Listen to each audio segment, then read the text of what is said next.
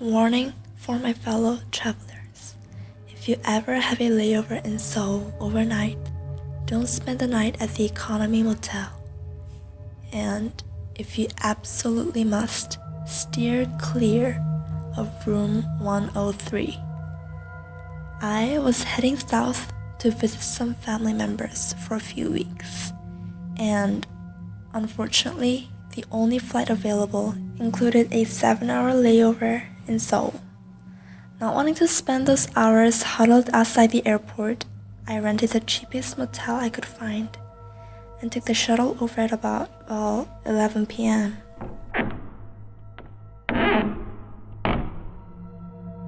But it was a bad, right? I checked in and headed to my room, 103.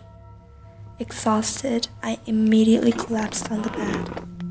A bit lumpy, but not terrible. Not bothering to take my contacts out, I closed my eyes and let my thoughts wander. I was yanked back to reality by a loud grumbling from my stomach. Right? The airplane hadn't fed us. Annoyed, I dug around in my bag for one of my ramen, which I tossed in the room's microwave.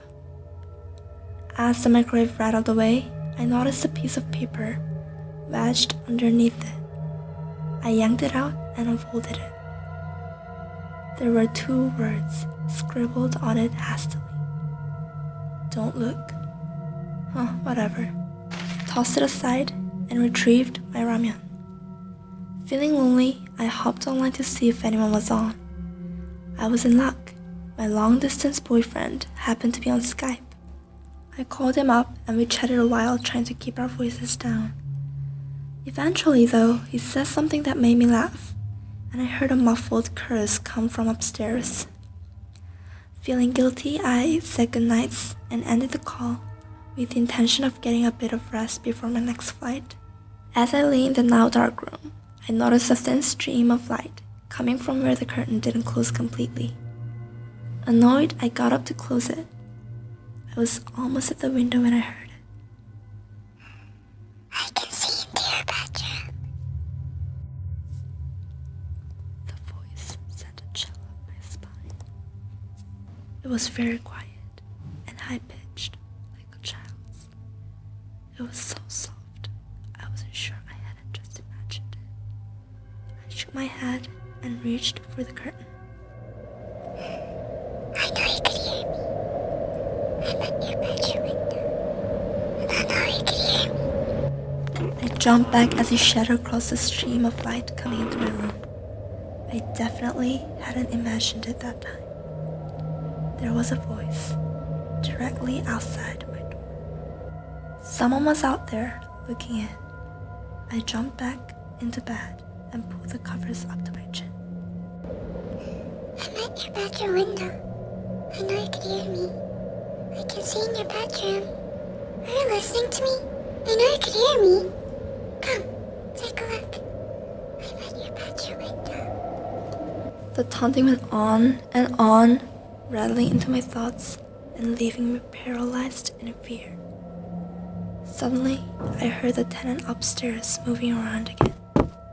Footsteps stomped over to the door above, and I heard muffled shouting. Hey, shut up down there. This isn't funny. I've worked in 4 hours. The door upstairs slammed, and there was silence. I breathed a sigh of relief and leaned back against the pillow, determined to get some sleep. I'm still out here. Come look out your window. I sat straight up, heart pounding in my ears. The voice was back.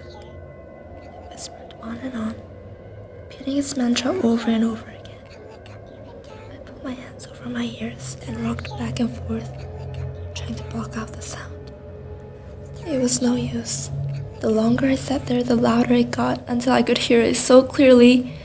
It sounded like it was right next to me. Frantic, I picked up the phone and dialed the police. Stammering and stuttering in fright, I managed to give them the information, where I was, what was wrong, please help, I'm scared. I didn't care if it was a prank at this point. My mind was reeling in terror.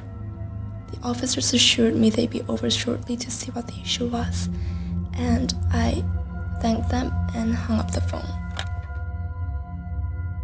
As soon as I did, the silence descended over the room. It wasn't just that the voice stopped, no. Utter silence filled the room. The air conditioner stopped. The street noises outside ceased. Even the faint hum of electricity from the TV lights went away. It pressed on my ears with a tangible heaviness that sent shivers through me. Next to me, my phone rang. The caller ID told me that it was a police station calling me back. Cautiously, I picked it up and answered.